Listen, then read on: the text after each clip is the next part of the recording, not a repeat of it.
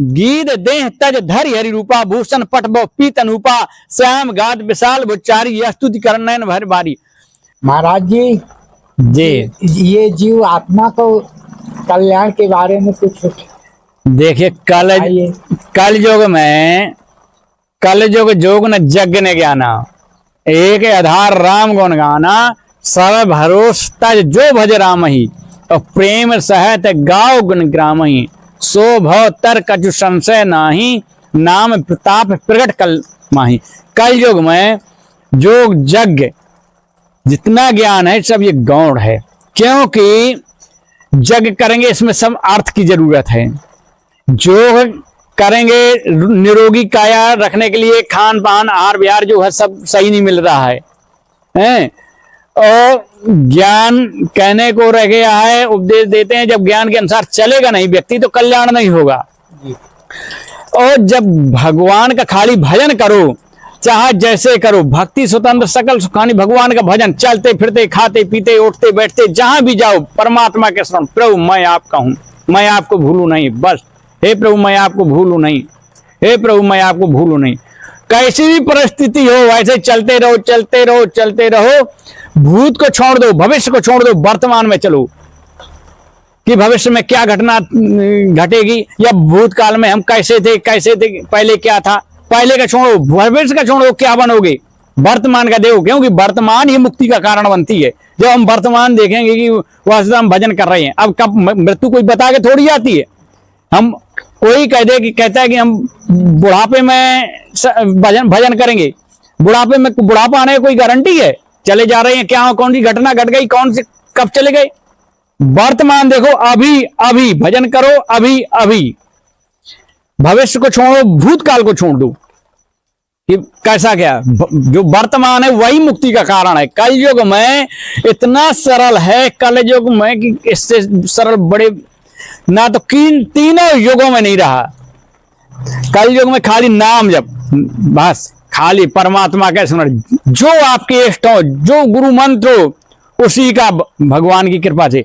हाँ, बिना नौका के समुद्र पानी की किया जा सकता, इसीलिए भगवान का नाम रूपी नौका और गुरु रूपी खेवैया होना चाहिए जी, तब यात्री पार होगा। अगर हमारे पास नाम रूपी नौका नहीं है और गुरु रूपी खेने वाला सारथी नहीं है हमारा, तो हमारी नौका डगमगा जाएगी जी, डूब जाएगी। क्योंकि बिन गुरु होए कि ज्ञान, ज्ञान की होए विराग बिने, गावे वेद पुराण, सुख की लायो हरि भगत बिने। को अवकाश की पाओ, बिना भक्ति के, बिना गुरु के ज्ञान नहीं हो सकता। और ज्ञान गुरु होना चाहिए। ऐसा नहीं कि हम गुरु के, आज वर्तमान में क्या है कि गुरु बनाते हैं और कुछ दिन जाकर के उनकी श्रद्धा खत्म हो जाती है। बहुत से ऐसे देखेंगे, उनके गुरु बना लिया, उनकी श्रद्धा खत्म, उनका जहां चमत्कार है वहां जाते हैं, वहां चमत्कार में भी जाते हैं तो कुछ दिन जाएंगे तो फिर वहां से कमी निकालेंगे। अरे यार, इनके पास बहुत पैसा आ गया। अभी हमने सुना बहुत से कि फलाने महाराज जी इतने बड़े हैं, इनके पैसा बहुत आ रहा है, फलाने महाराज जी इतने बड़े हैं। क्या है रहस्य महाराज जी की ये सब में पैर लगाई जा रही है? यही तो माया का चक्कर है, उधर भी लगाई जा रही, इधर भी लगाई जा रही। इसीलिए तो वर्तमान को छोड़ो, भूत को छोड़ो, भविष्य को छोड़ो, भूत को, वर्तमान देखो। हम वर्तमान में क्या है, वर्तमान में भजन कलयुग में भजन मोक्ष परमात्मा का नाम, और जात पात पूछे नहीं कोई, हरि को भजे सो हरि का होई। कोई ईश्वर अंश जीव बनासी चेतन अमल से सुख राशि परमात्मा की कृपा से सब मम प्रिय सब मम उपजाए, सब ते मनोज मोह भाई। तनुमा दुजमा श्रुतिधारी, तनुमा निगम धर्म अनुसारी। जो धर्म के अनुसरण चलता है वो सबसे प्रिय। तनुमा प्रिय व्यक्ति मुनि ज्ञानी, ज्ञानी ते अति प्रिय विज्ञानी। ताते पुण्य मोहे प्रिय निज दासा, जे गति मोर न दूसरा था।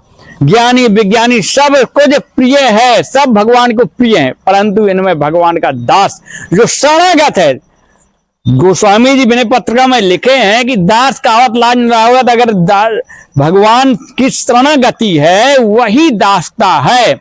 मैं प्रभु आपका हूं, मेरे आपके अलावा कोई नहीं है, मेरा संसार क्योंकि स्वार्थी है, माता पिता भ्राता सब कोई स्वार्थी, संसार जो है जितना गो गोचर जहां लग मन जाए सो सब माए जाना भाई, सब स्वार्थी आदमी है जी। एक परमात्मा ही निस्वार्थ प्रेम करते हैं। अगर कभी विपत्ति पड़े उनको पुकारो, कभी नहीं पुकारा, अगर विपत्ति में पड़ाओगे तो उसी समय आपके उबार लेंगे, क्योंकि हम कभी नहीं व्यक्ति ने देखा, लेकिन फिर भी वो ईश्वर को पुकार रहा है तो आत्मा अपन पुकारती है तो परमात्मा वहां से रक्षा करके निकाल लेती है जी।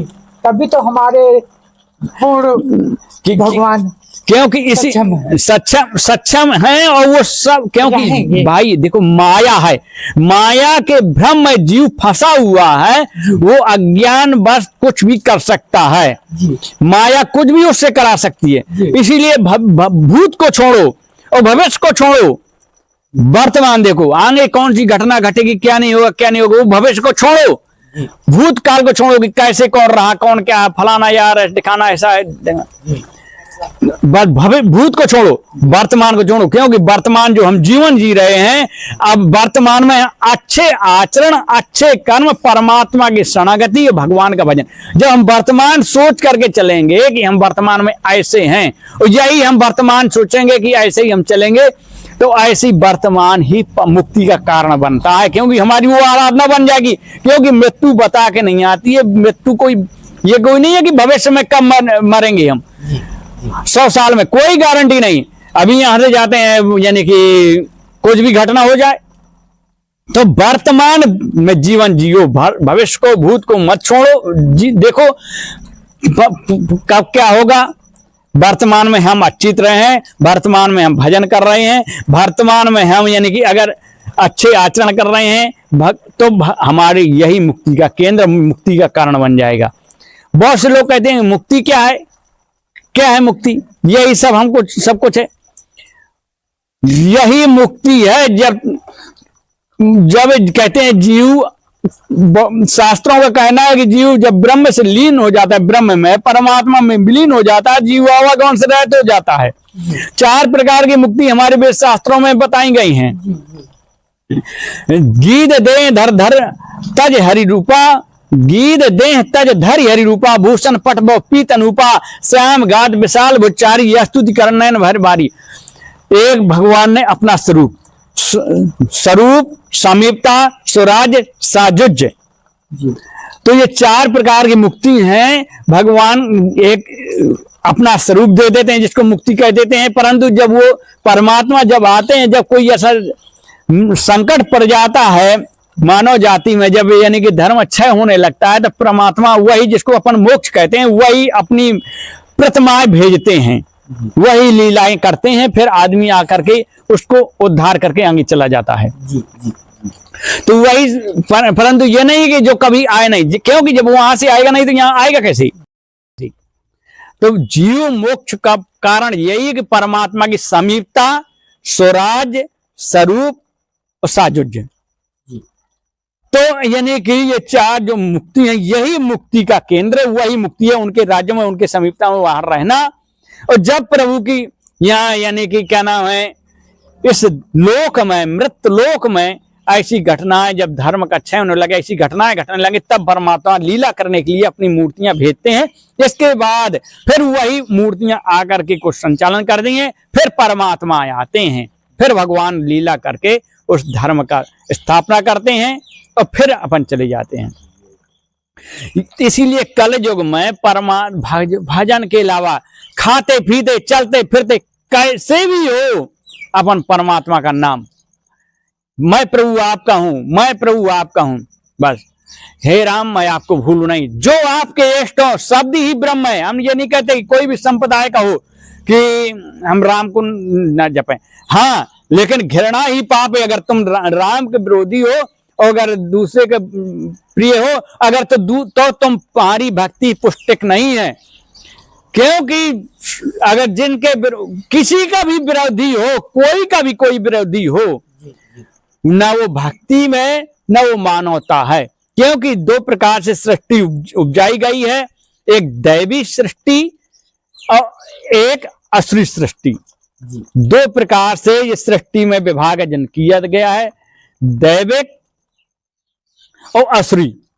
तो अब हमको कैसी सृष्टि में जीवन जीना है, कैसी प्रकृति में जीवन जीना है, ये हमको स्वयं तय करना पड़ेगा, पहली बात। दूसरी बात, जब हम स्वयं तय करेंगे, इसके साथ साथ हमको मार्गदर्शन चाहिए, क्योंकि आज बच्चे यानी कि मदरा खाते पीते जाने क्या करते, तो संगत से बिगड़ते हैं आचरण, क्योंकि वो जन्म से लेकर के नहीं आए, वो कर्म में उन्होंने संगत ऐसी पकड़ी, वो आप बिगड़ गया। तो संगत से आदमी बनता है, तो अच्छे आदमी की संगत करो, अच्छे गुण ग्रहण करो, वो चाहे भले ही ग्रस्त क्यों ना हो, अगर उसके पास अच्छे गुण हैं वो हमको ग्रहण करना चाहिए जी। क्योंकि बुरे आचरण, चाहे कितना भी कोई व्यक्ति बड़ा हो, लेकिन उसके अच्छे बुरे आचरण नहीं करना चाहिए, ग्रहण करना चाहिए। क्यों? क्योंकि वो पैसे वाला है, बुरे करके वो निपट जाएगा, और तुम बुरे करने लगो, तुम फंस जाओगे, चले जाओगे जेल, मारे जाओगे। इसलिए अच्छे गुण किसी की भी हो वो ग्रहण करो, बुरे गुण किसी के भी हो वो ग्रहण नहीं करो। यही एक वर्तमान का जीवन का संघर्ष है, और यही मुक्ति का कारण है। जी। पर हित सरल धर्म नहीं भाई, पर पीड़ा सम नहीं अदमाई, और निर्णय सकल पुराण वेद कर, कह तात जाने को विंदर। दूसरे को हित करने से बढ़कर के कोई हित नहीं है, पर हित सरल धर्म नहीं, इससे बड़ा कोई धर्म नहीं है, दूसरे का हित करने से बड़ा कोई धर्म नहीं है, और दूसरे को पीड़ा पहुंचाना इससे बड़ा कोई अधर्म भी नहीं है। निर्णय सकल पुराण वेद कर, 4 वेद 6 7 18 पुराणों का निचोड़ कर लिख के गोस्वामी जी ने लिख दिया है, सबका निचोड़ यही में लिख दिया कि पर हित सर धर्म नहीं भाई, पर पीड़ा सम नहीं अदमाई। दूसरे का हित के समान, दूसरे का हित करने से बड़ा कोई धर्म नहीं है, और दूसरे को दुख देने को, पीड़ा पहुंचाने से बड़ा कोई अधर्म नहीं है,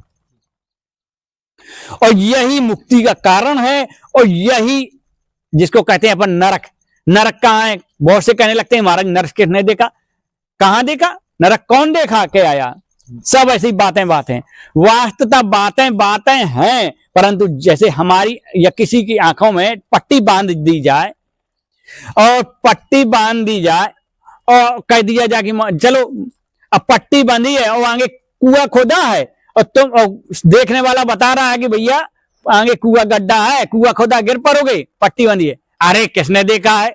क्योंकि जब हमारी आंखों में अंधकार रूपी, अज्ञान रूपी अंधकार की पट्टी बांधी है, इसीलिए हम गड्ढे को नहीं देख सकते। और जो देख रहा है ज्ञान रूपी प्रकाश द्वारा देख रहा है कि ये गड्ढा है, भैया गड्ढा है, गिर पड़ोगे, तो वो बता रहा है, उसकी बात हम मान नहीं रहे हैं, क्योंकि हमारे पास अज्ञान रूपी अंधकार की पट्टी बंधी हुई है, इसीलिए वो हमको गड्ढा नहीं दिखा रहा है। और जब नहीं दिखा रहा है तो जाएंगे तो गिर पड़ेंगे, गिर पड़ेंगे। तो विचार करोगे, जैसे कहते हैं किसने स्वर्ग देखा, किसने नरक देखा, सब ऐसी बातें हैं, सब कुछ नहीं। तो ऐसी बातें नहीं, विचार करो। जन्म से कोई बहरा पैदा होता है, जन्म से कोई विकलांग पैदा होता है, जन्म से कोई यानी कि काना पैदा होता है, जन्म से कुछ समय बाद वो ऐसी घटना घट जाती है। क्या वो तो बच्चा है बेचारा, वो उसने किसी का पाप क्या किया, फिर उसको क्यों विकलांग हो गया, क्यों उसको लकवा मार गया, कौन सा ऐसा क्यों ऐसा वो हो गया कि एक आंख रह गई? क्योंकि सब ये पूर्व जन्म का संस्कार है, जिसको कहते हैं पूर्व जन्म का संस्कार। तो पूर्व जन्म का संस्कार है, जब इसी जन्म का संस्कार हम वो भोग रहे हैं, तो जब हमको अच्छा परमात्मा ने मानव तन दे दिया, अच्छा सुंदर शरीर दिया, तो अच्छे आचरण करो, अच्छे गुण ग्रहण करो, और अच्छी संगत करो, और अच्छा किसी की सुलाह दो। अच्छी सुलाह देंगे, भले ही उसको बुरी लगे उसको बोलो नहीं, कोई जरूरत नहीं, क्योंकि जब हम जानते हैं कि गुणों तत्न साधु दुरावई आरत अधिकारी, जहां आरत है अधिकारी है, दुखी है व्यक्ति, तो उसके वहां बताओ। जो नहीं मानने वाला उसके कोई जरूरत नहीं है कि हम उसको बताएं, क्योंकि उसको मानने हमारी क्योंकि उस वाणी का उसको महत्व का कोई पता नहीं, ना उसकी कदर है। जहां कदर नहीं है तो उसको क्यों फालतू बोला जाए ना।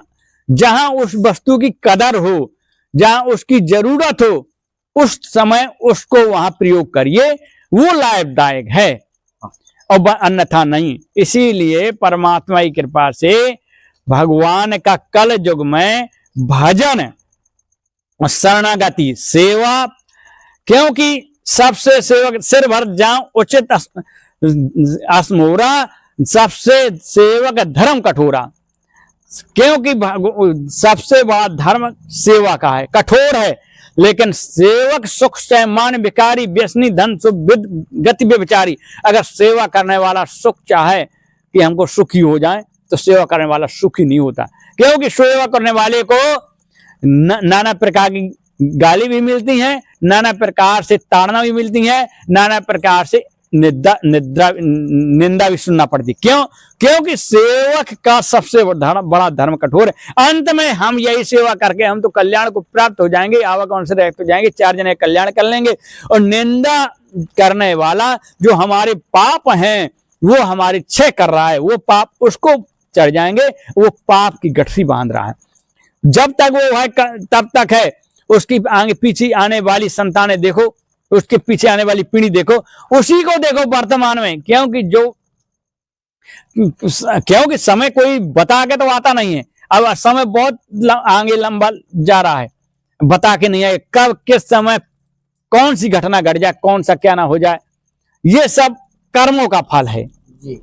अब कहो बहुत सा ऐसा है कि क्या नाम है महाराज जी, भजन करते करते भी नाना प्रकार की बाधाएं आती हैं। अब बहुत से ऐसे संत महात्मा हुए कि भजन रात दिन 24 घंटा अरबों जप किया, फिर भी उनको दुख मिल रहा है। क्यों?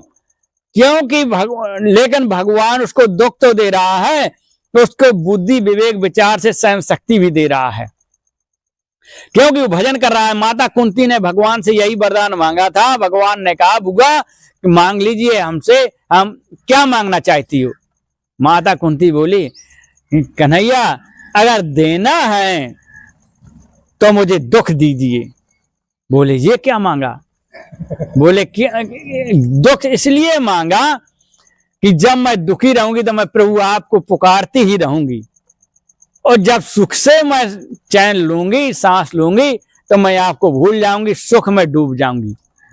इसीलिए दुख भी आना परमात्मा का एक संकेत है कि मुझे भूलो नहीं। और प्रारब्ध, जो महात्मा जो भजन करते हैं तो जो दुखी होते हैं, क्यों होते हैं? क्योंकि जो गृहस्थी जाते हैं या कोई ऐसा दुखी जाता है, महाराज जी हमारे पास भी कोई बहुत से आते हैं, महाराज जी मैं ऐसा दुखी ऐसा, भैया नहीं, अब हम जानते मानते कुछ नहीं, फिर भी वो रोता है, गिड़गिड़ाता है, फिर भी परमात्मा से प्रार्थना करते हैं प्रभु। तो परमात्मा से जब परमात्मा से प्रार्थना करेंगे तो परमात्मा वाणी को रोज कहेंगे, एक दिन भगवान वो वाणी को सुनेंगे कि भक्त की इच्छा है, ये हमारे कि इसकी इच्छा है कि उसका ठीक हो जाए, तो वो उसका कर दे, तो वो उसका प्रारब्ध है। जब भगवान ने अपने संतों का दूसरे का प्रारब्ध स्वयं भोगा, तब अब वो प्रारब्ध उसका दुख है तो उस संतों के पास आ जाता है। जब संतों के उसके पाप आते हैं, उसका दुख प्रारब्ध आता है, तो वो तो सुखी से जीवन चला जाता है, व्यतीत कर लेता है, उसके द्वारा वो दुख पाता है महात्मा। जब महात्मा दुख पाता है तो अब महात्मा जानता है कि ये हमारा प्रारब्ध है, लेकिन वो जिसका दुख प्रारब्ध हो तो उसका काम पूर्व पट्टी शुरू अच्छा हुआ, वो लौट के देखने नहीं जाता। जब और तबीयत खराब होती है तो वो और देख करके कह देता है अरे बावन का कर्मन का फल मिला था, ये ऐसे रहे होंगे, ऐसा किया होगा जब ये दुख भोग रहे हैं। उल्टी वो ऐसी हिंसा करेगा। क्योंकि उसके जबकि उसी का पाप उन्होंने बटाया, उन्हीं का दुख बटाया, लेकिन अब वही भोग रहे हैं। वो उनकी निंदा, वो जिसका बताया था वही निंदा वो कर रहा है। क्योंकि ये माया का खेल है, माया का चक्र। फिर भी उनको कुछ फर्क नहीं पड़ता, क्योंकि आज तुम सुखी हो गए हो, काल के दिन काल चक्र चल रहा है। वो काल अपनी घड़ी पर पे जब तुमसे यही कहा रहा है कि तुम ऐसे हो, ताकि तुमने अपने मुख से ऐसा किया, तो उनका जो तुमने प्रायश्चित, उनने जो तुम्हारा घटा लिया था, भोग लिया, लेकिन वो पाप फिर घट करके फिर तुम्हारे पास प्रारब्ध पहुंच जाएगा वहां। क्योंकि ये काल चक्र घूम रहा है, किस समय वो वहां पहुंचेगा, वो घटना घट जाएगी तुम्हारी। इसीलिए पर हित सर धर्म नहीं भाई, दूसरे के हित के समान कोई धर्म नहीं है और दूसरे को दुख देने से बड़ा कोई अधर्म नहीं है। तो ये कलयुग की महिमा है, माया का चक्र है। परमात्मा सबको अपने अपनी बुद्धि अनुसार, सबको अपनी अपनी इच्छा अनुसार, जितना हमारा पॉकेट है, जितना हमारा वजन उठाने की क्षमता है, भगवान उतना ऊर्जा देते हैं व्यक्ति को, उतनी सोच समझ देते हैं। परंतु उतनी सोच समझ को सदुपयोग करो। कुछ नहीं, भगवान के नाम में जपने में ना तो कुछ जरूरत नहीं है। हम स्नान नहीं कर पाते, हम यानी कि सुबह उठ नहीं पाते, कोई जरूरत नहीं। सो भगवान का लेटे लेटे भजन करते करते सो जाओ, चलते चलते चलते चलते भगवान का चिंतन करते करते अपन काम करते रहो। सब कुछ काम, कोई काम ये नहीं कि ये काम ना करो, अपना दिनचर्या पूरा करते हुए, अपना सब कुछ करते हुए मैं प्रभु आपका हूं। क्योंकि संपत्ति सब रघुपति के आई, जो बिन जतन चलो प्रभु पाही, तो प्रणाम न मोर भलाई, पाप शिरोमणि साईं दुहाई। ये जितनी संपत्ति है सब परमात्मा की, ईश्वर की है। अब उसी को, ईश्वर को हम राम के नाम से जानते हैं, तुम कृष्ण के नाम से जानते हो, कोई भोलेनाथ। तो ये सब यानी कि किसी भी प्रकार से हम जान, शब्द ही ब्रह्म है, सब एक ही स्वरूप है, एक ही ब्रह्म, एक ही ईश्वर, एक ही की सत्ता है। ये सब जड़ चेतन जग जीव में सकल राम में जान बंदो, सबके पद कमल सदा देव जोर जुगल जुगपान। देव दनुज नर नार खगय प्रेत पितर गंधर्व, बंदो किन्नर कृपा करो सर्व। आकर 4,84,000 जोनि ब्रह्म, जितना सब है सब परमात्मा का है, जड़ चेतन में सब वैसी में सिया राम में सब जग जानी। गोस्वामी जी ने स्पष्ट कह दिया एक बार, सिया राम में सब जग जानी, करो प्रणाम जोर जुग पानी। सब मैं परमात्मा का स्वरूप जानू। अगर हम परमात्मा ईश्वर को, परमात्मा को प्राप्त कर लगे, जब अपने अंदर देखने लगेंगे तो वही आपको देखें, आप में देखेंगे, वही इनमें देखेंगे, वही पशु में, पक्षी में, चिड़िया में, सो वही तो हमको दिखाई दे रहा है, दूसरा कोई है ही नहीं। एक और ब्रह्म द्वितीय नास्ते, सब एक ही ब्रह्म ही तो है जी। स्त्री में पुरुष में सब कुछ वही ही है। सियावर रामचंद्र जी की जय। इसीलिए भगवान का भजन ही सार है।